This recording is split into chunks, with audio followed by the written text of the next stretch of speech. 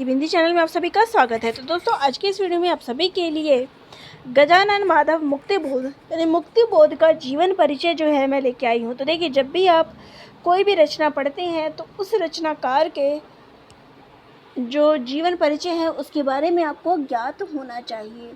तो यहाँ जो है मैं मुक्तिबोध का जीवन परिचय लेके आई हूँ। तो जैसा कि आपने कमेंट किया था कि मैं आपको एक लंबी कविता का अंत ये व्याख्या करवाऊँ, ये मैंने आप सभी के लिए व्याख्या जो है बना दिया है। लेकिन इसके बाद जो बारी रहती है या इसके बाद जो कराने की चीज़ रहती है, या पहले कराए या बाद में कराए, तो उस कवि का जीवन परिचय करना ज़रूरी होता है, क्योंकि जो भी आपके सिलेबस में रचनाएं दी गई है उन कवियों के बारे में भी आपको पता होना चाहिए। ठीक है।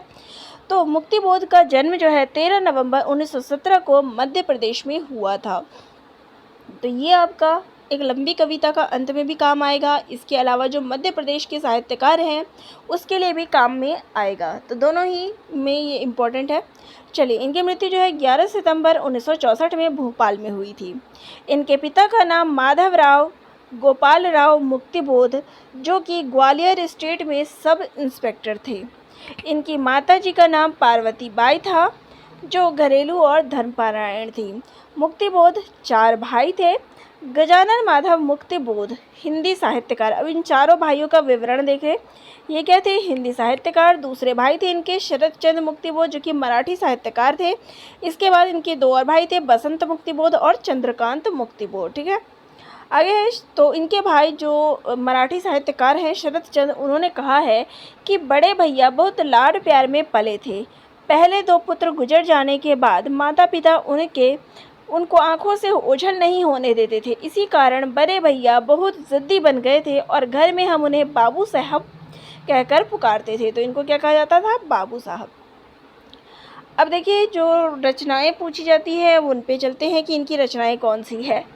तो सबसे पहले बात करें कविता संग्रह की, तो कविता है चांद का मुँह टेढ़ा है, भूरी भूरी खाक धूल, और ये सब जो है इनके तार सप्तक में इनकी रचनाएं जो है संकलित है। कहानी की बात करें तो इनके द्वारा लिखी कहानी है काट का सपना, विपात्र और सतह से उठता आदमी। वहीं पे उपन्यास की बात करें तो इनका उपन्यास है विपात्र। अब आलोचना की बात करें तो इनकी आलोचना भी इम्पोर्टेंट है। तो कामायनी एक पुनर्विचार, जो कि इन्होंने कामायनी के ऊपर लिखा है। फिर नई कविता का आत्मसंघर्ष, नए साहित्य का सौंदर्य शास्त्र और समीक्षा की समस्याएं। फिर है आत्माख्यान, एक साहित्य की डायरी। इतिहास, भारत इतिहास और संस्कृति। फिर है इनकी रचनावली, जो कि मुक्तिबोध रचनावली के नाम से प्रकाशित है और इसके 7 खंड है। ठीक है। तो ये हो गई इनकी रचना। अब इनकी साहित्य के जीवन का परिचय अगर जान ले तो यहाँ पे जन्म और मृत्यु के बारे में तो चर्चा कर ही चुकी होती। ये किस काव्यधारा के कवि थे? तो प्रगतिशील काव्यधारा के कवि थे। साथ ही ये कहानीकार भी थे और समीक्षक भी। वर्ष 1943 में साहित्य रचना का कार्य जो है इन्होंने प्रारंभ किया। 53 में इन्होंने कार्य प्रारंभ किया। सन 1939 में शांता जी से प्रेम विवाह हुआ। तो इनकी पत्नी का नाम शांता था। 1942 के आसपास वे वामपंथी विचारधारा की ओर झुके। उन्होंने वसुधा, नया खून आदि पत्रों में जो है संपादन कार्य किया। अब यहाँ पे प्रकाशन वर्ष देखिए, चांद का मुँह टेढ़ा है 1966 है, भूरी भूरी खाक धूल 1980 है। वहीं पे निबंध और समालोचना की बात करें तो नई कविता का आत्मसंघर्ष 1964 ईस्वी, एक साहित्य की डायरी 1964 ईस्वी, कामायनी एक पुनर्विचार 1973 ईस्वी, समीक्षा की समस्याएं 1982 ईस्वी। फिर कहानी की संग्रह की बात करें तो काट का सपना 1967 ईस्वी और सतह से उठता आदमी 1970 ईस्वी। ठीक है। इसके बाद इनकी कहानियों के ऊपर आते हैं। तो इनकी प्रमुख कहानियां हैं काट का सपना, क्लॉड इथरली, जंक्शन, पक्षी और दीमक। चलिए आगे बात करते हैं पर प्रश्न, फिर उसके बाद ब्राह्मण का शिष्य। तो ये सब इनकी रचनाएं हैं। ठीक है।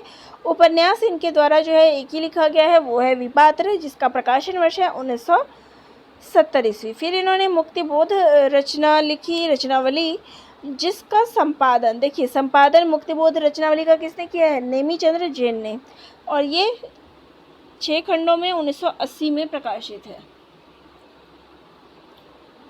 चलिए आगे देखते हैं इनका साहित्यिक जीवन किस प्रकार का था। तो मुक्तिबोध जो है तार सप्तक के पहले कवि थे। मनुष्य की अस्मिता, आत्मसंघर्ष और प्रखर राजनीतिक चेतना से समृद्ध उनकी कविता पहली बार तार सप्तक के माध्यम से लोगों के सामने आई, लेकिन उनका कोई स्वतंत्र काव्य संग्रह उनके जीवन काल में प्रकाशित नहीं हुआ। यानी कि जब तक वो जिंदा थे तब तक कोई भी उनके काव्य संग्रह प्रकाशित नहीं हुए। मृत्यु के पहले श्रीकांत वर्मा ने उनकी केवल एक साहित्य की डायरी प्रकाशित की थी। तो ये यहाँ पे देख ले कि श्रीकांत वर्मा के द्वारा जो है एक साहित्य की डायरी प्रकाशित कराई गई थी, जिसका दूसरा संस्करण भारतीय ज्ञानपीठ से उनकी मृत्यु के 2 महीने बाद प्रकाशित हुआ। ज्ञानपीठ ने ही चांद का मुंह टेढ़ा है प्रकाशित किया था। इसी वर्ष 1964 में नागपुर के विश्व भारती प्रकाशन ने मुक्तिबोध द्वारा 1963 में ही तैयार की गए निबंधों के संकलन नई कविता का आत्मसंघर्ष तथा अन्य निबंध जो है प्रकाशित किए। परिवर्ती वर्षों में भारतीय ज्ञानपीठ ने मुक्तिबोध के अन्य संकलन काट का सपना, विपात्र प्रकाशित कराए। पहले कविता संकलन के 14 वर्ष बाद, तो पहले कविता जो इनका प्रकाशित है उसके 15 वर्ष बाद यानी कि 1980 में उनकी कविताओं का दूसरा संकलन भूरी भूरी खाक धूल प्रकाशित हुआ। यानी पहली कविता का संकलन कब हुआ था? 1980। उसके बाद 15 वर्ष बाद यानी 1980 पहला हुआ था 1964 के आसपास, 64-65।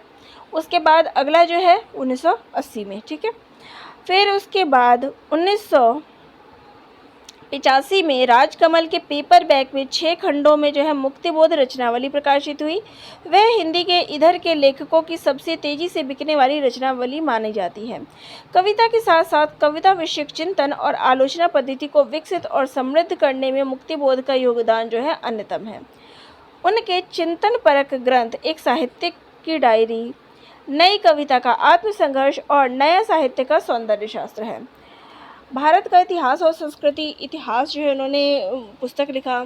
फिर काट का सपना और सतह से उठता आदमी उनके कहानी संग्रह हैं। और फिर भारत का फिर जो है विपात्र उनका लिखा गया उपन्यास है। उन्होंने वसुधा, नया खून आदि पत्रों का जो है संपादन किया, ठीक है। फिर उनको क्या कौन सा कवि कहा जाता था? तो प्रगतिशील कवि जो है मुक्तिबोध को कहा जाता था।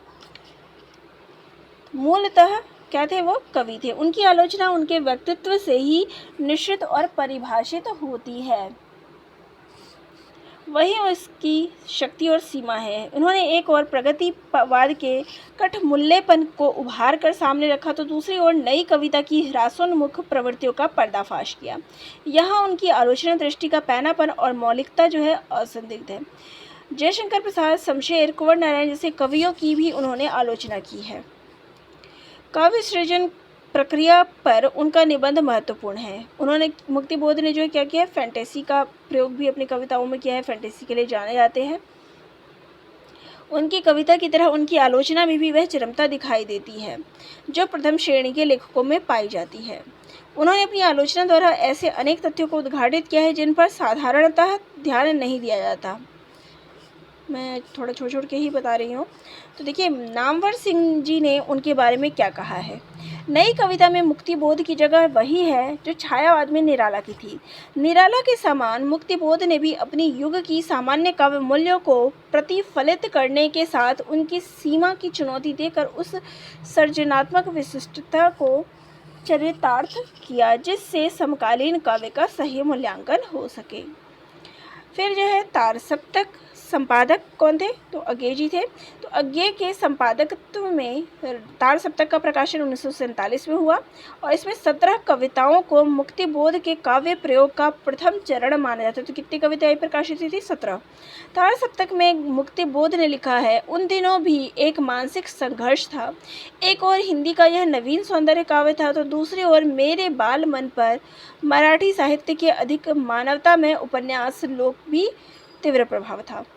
समय का प्रभाव कहिए या वह की मांग, यह दोनों मेरे हिंदी के सौंदर्य लोक को ही अपना क्षेत्र चुना। मेरे बाल मन की पहली भूख सौंदर्य और दूसरी विश्व मानव का सुख दुख, इन दोनों का संघर्ष मेरे साहित्यिक जीवन की पहली उलझन थी।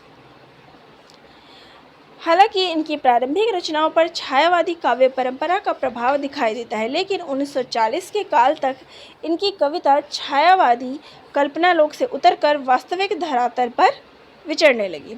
चलिए, इनके पहले काव्य संग्रह चांद का मुंह टेढ़ा है की बात करें तो सन 1964 में प्रकाशित मुक्तिबोध का यह पहला स्वतंत्र संकलन है। इसमें कुल कितनी कविताएं हैं तो 28 कविताएं हैं। ये कविताएं तार सप्तक से चांद का मुंह टेढ़ा है के समय प्रकाशन के बीच जटिलता और विषमता की परिचायक है। अंधेरे के माध्यम से मुक्तिबोध ने समाज में और युग के विभिन्न संदर्भों को रेखांकित किया है। इन कविताओं को चांद का मुंह टेढ़ा में ही जो है अंधेरे में कविता संकलित है। ठीक है, तो इन कविताओं में एक विचित्र रहस्यमयता और क्लिष्टता परीक्षित हुई है। इस संग्रह की प्रमुख कविताएं हैं भूल गलती, एक अंतरकथा, चकमक की चिंगारियां, एक स्वप्न कथा, चंबल की घाटी में, अंतःकरण का आयतन, इस चौड़े ऊंचे टीले पर, ओ काव्यमन फणिधर, मुझे याद आते हैं जब प्रश्न चिन्ह बौखला उठे और अंधेरे में।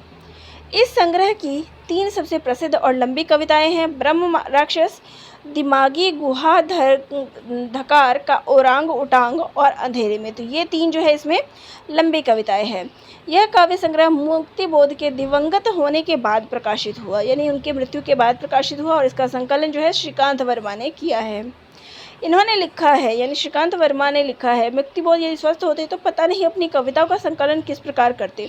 शायद उन्होंने अपनी कविताएं अधिक विवेक और परख के साथ चुनी होती। चांद का मुंह टेढ़ा है संकलन की पहली कविता कौन सी है तो भूल गलती है। तो ये भी महत्वपूर्ण चीज़ हो गई। यह कविता प्रतीकात्मक शैली में लिखी हुई है। अब इनके दूसरे काव्य संग्रह की बात करते हैं, वो है भूरी भूरी खाकधूल। तो मुक्तिबोध की दूसरा संकलन कौन सा है, भूरी भूरी खाकधूल, जिनमें उन्होंने 1949 से लेके 1963-64 तक की रचनाओं का संकलन है। इसमें कितनी कविताएं हैं 47 कविताएं। पहले में कितनी थी 28 थी। यह संकलन मुक्तिबोध के काव्य का संपूर्ण साक्षात्कार प्रस्तुत करता है। इस संकलन में शब्दों का अर्थ, जब 12 बजे रात के मीठा बेर आज जो चमकदार प्रज्वलित, इस बैलगाड़ी को, ओ अप्रस्तुत श्रोता, भविष्यधारा आदि प्रमुख रचनाएं हैं। यह संकलन मुक्तिबोध के चिंतन की व्यापकता और सर्जनकता को कौशल को स्पष्ट करता है। इसमें मुक्तिबोध के स्वप्न चित्रों को उजागर किया गया है। ये स्वप्न चित्र ही मुक्तिबोध की अभिव्यक्ति के प्रमुख साधन हैं। जनता के संवेदनात्मक सत्यों के चित्रों को मुक्तिबोध ने छील छील कर रख दिया है। भूरी भूरी खाकधूल की भूमिका में स्वयं, अब इसका संपादन देखिए किसने किया है, किसने लिखा है इसकी भूमिका, भूरी खाकधूल का अशोक वाजपेयी ने। पहला जो है चांद का मुंह टेढ़ा है श्रीकांत वर्मा ने, इसका अशोक वाजपेयी ने। तो इन्होंने लिखा है, एक समय कविता में निराला की जो केंद्रीयता थी वही अब मुक्तिबोध की है। अपनी सारी दुरूहता और उबड़ खाबड़पन के बावजूद मुक्तिबोध आज की कविता की उग्रता, सामाजिक चेतना, सृजनात्मक साहस और वैचारिक प्रतिश्रुति के उद्गम कवि हैं। चलिए अब बात करते हैं नए साहित्य का सौंदर्य शास्त्र की। तो इस संग्रह में मुक्तिबोध के 15 निबंध संकलित है। ये निबंध भिन्न परिवेश और भिन्न रचना कालों में लिखे गए हैं, इसलिए इन निबंधों में भाषा और कथ्य में गंभीरता की दृष्टि से बहुत अंतर है। इसमें छायावाद और नई कविता शीर्षक से 2 आलेख हैं। नई कविता के रूप, विधान, कथ्य, शिल्प और प्रकृति को स्पष्ट करने के लिए मुक्तिबोध ने नई कविता की प्रकृति और प्रयोगवाद, नई कविता निस्सहाय नकारात्मकता शीर्षक से जो है इसमें उन्होंने लेख लिखे हैं। प्रथम निबंध रचनाकार का मानवतावाद, प्रौढ़ किस्म का लघु ट्रीटाइज जो है इसको कहा जाता है। यद्यपि इन निबंधों में किसी सौंदर्य शास्त्र या शास्त्रीय दृष्टि का निर्वाह पूर्ण रूपेण नहीं हुआ है, फिर भी क्या है जो लेखक की गांभीर्य और प्रौढ़ता है उसका परिचय देता है। अब बात करते हैं एक साहित्यिक की डायरी की। तो इसके साहित्य रूप पर मतभेद है, कुछ लोग इसको डायरी तो कुछ साहित्य दोनों जो है समझा जाता है। इसके कई निबंध जबलपुर से प्रकाशित वसुधा मासिक पत्रिका में 1957-58 और 60 में प्रकाशित हुए थे। तो इसमें जो है कब प्रकाशित हुआ था ये ध्यान रखिएगा, 1957-58 और 1960 में। डायरी शब्द से यह भाव उत्पन्न होता है कि मुक्तिबोध की ये डायरियाँ भी महत्वपूर्ण स्थान रखती थी। हकीकत यह है कि श्रीकांत वर्मा ने एक साहित्य की डायरी की भूमिका में लिखा है। तो इसकी भूमिका लिखी है श्रीकांत वर्मा ने कि एक साहित्य की डायरी के अंतर्गत समय समय पर मुक्तिबोध को अनेक प्रश्नों पर विचार करने की छूट न केवल संपादक की ओर से बल्कि स्वयं अपनी ओर से भी होती है। वसुधा के पहले नागपुर से नया खून साप्ताहिक में वह एक साहित्य की डायरी स्तंभ के अंतर्यान कभी अर्ध साहित्यिक और कभी गैर साहित्यिक विषयों पर छोटी छोटी टिप्पणियां लिखा करते थे, जो एक अलग अलग संकलन रूप में प्रकाशन के लिए प्रस्तावित है। मुक्तिबोध की डायरी उस सत्य की खोज है जिसके आलोक में कवि अपने अनुभव को सार्वभौमिक अर्थ देता है। वस्तुतः डायरी की बात करें तो यहाँ पे कह सकते हैं कि ये जो एक साहित्य की डायरी है 13 निबंधों का संकलन है। यह मुक्तिबोध के साहित्यिक अंतरंगता की संवेदनशीलता का परिचय देती है। तीसरा क्षण, एक लंबी कविता का अंत, कलाकार की व्यक्तिगत ईमानदारी, हाशिए पर कुछ नोट्स और डबरे का सूरज, इनमें महत्वपूर्ण जो है ये निबंध है। यानी कि 13 में से जो ये महत्वपूर्ण है, ये 5 जो है ज़्यादा ही महत्वपूर्ण है। तीसरा क्षण निबंध में मुक्तिबोध ने कला के 3 वर्ग को स्वीकारा है। कला का पहला क्षण है जीवन का उत्कृष्ट तीव्र अनुभव। दूसरा क्षण है इस अनुभव का अपने कसकते दुखते हुए। तो फैंटेसी की शुरुआत करने की बात करें तो वो किसके द्वारा की गई है? मुक्तिबोध के द्वारा। तीसरा और अंतिम क्षण है इस फैंटेसी के, यानी कि उन्होंने जो है इसमें 3 क्षणों को बताया है। तो चलिए यहाँ मैं उस चीज़ को लेके नहीं आपको बताती हूँ, क्योंकि मुख्य जो है आपको ये नहीं पड़ा। इसके अलावा जो इनकी रचना है वो है काठ का सपना और सतह से उठता आदमी। तो ये 2 जो है कहानी संग्रह है, काठ का सपना और सतह से उठता आदमी। तो काठ का सपना में कुल 11 कहानियाँ संकलित है जो मुक्तिबोध द्वारा समय समय पर लिखी गई है। इसकी प्रथम कहानी है मानवीय पशुता, जिसका प्रकाशन सर्वप्रथम वीणा में अक्टूबर 1938 में हुआ। कुछ कहानियां सन 1943 से 44 की तथा कुछ 1962 से 1963 की है। कविताओं की भांति मुक्तिबोध ने अक्सर एक ही कहानी को बार बार लिखा, इसलिए कई कहानियों में एक से अधिक प्रारूप मिलते हैं। कहीं कहीं पांडुलिपि में उपलब्ध, पत्रिका में प्रकाशित और संकलन में प्रकाशित रूपों में भी अंतर है। एक दाखिल दफ्तर सांझ जैसी कहानी का आगे का एक और किंतु अपूर्ण हिस्सा भी उपलब्ध है, जिससे उसके मूल चरित्र की मानसिकता पर कुछ अतिरिक्त प्रकाश पड़ता है। इन कहानियों में मुक्तिबोध के सजग चितेरे कलाकार का रूप मुखरित हुआ है। तत्कालीन सामाजिक, राजनीतिक एवं युगीन परिवेश का जो है चित्रण हुआ है। फिर इनकी विपात्र उपन्यास की बात करें तो ये कैसा उपन्यास है? एक लघु उपन्यास है। यह काठ का सपना संग्रह की अंतिम कहानी, यानी कि ये काठ का सपना जो इनका कहानी संग्रह है ये उसमें भी संकलित है, जिसे बाद में बढ़ाकर उपन्यास की सीमा में लाया गया। यानी पहले ये संक्षिप्त था जिसको उन्होंने बढ़ाया और उपन्यास में लाया गया। इस उपन्यास की कथा और पात्र दोनों राजनांदगांव से संबंधित है। इसके प्रथम खंड में नैतिक संकट की अभिव्यक्ति है तो दूसरे खंड में निदान पर बहस है। इसमें मध्यवर्गीय जीवन के तिलिस्म का वर्णन है। यह तिलिस्म एक कॉलेज है जिसमें कैदी उस कॉलेज के अध्यापक हैं। उन्हें जिस यार ने कैद कर रखा है वह उस कॉलेज का प्राचार्य है, जो पूंजीवादी और सामंतवादी व्यवस्था का मिलाजुला रूप है। कॉलेज के अध्यापक प्राचार्य के आतंक से त्रस्त है। राव साहब, जगत, भनावत मिश्रा और विपात्र का नायक सभी तिलिस्म परिस्थितियों में निम्न वर्गीय चरित्र के एक दूसरे के पहलू हैं। यानी कि बात करें तो संवेदनाओं की अभिव्यक्ति और दिशा का रेखांकन विपात्र की मुख्य समस्या है। ठीक है,